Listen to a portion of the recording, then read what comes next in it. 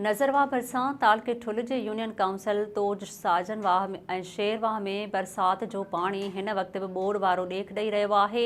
SS news जे reporter Abdul Razzaq Jaffrey मूजिबि पाणीअ जे निकाह लाइ के बि उपाउ न वरिता विया आहिनि, जॾहिं त केतिरा ई माण्हू अञा बि पंहिंजा अबाणा तॾा छॾे नाहिनि सघिया। कुझु माण्हू रोडनि ते आरज़ी कैंपूं क़ाइमु करे वेठल आहिनि, पर चूंडियल नुमाइंदनि तोड़ी सरकारी अमलदारनि जी इंतिहाई नाअहली ऐं लापरवाहीअ सबबि किथे बि न खाद ख़ुराक जो बंदोबस्तु कयो वियो आहे ऐं न ई का टेंट सिटी क़ाइमु कई वई आहे ऐं न ई वरी कंहिंखे मथो ढकण लाइ को ख़ैमो ॾिनो वियो आहे। अक्सर माण्हू मच्छरनि जे आज़ार सबबि मलेरिया, गैस्ट्रो, डायरिया ऐं चमड़ीअ जी बीमारियुनि में मुब्तला थी विया आहिनि।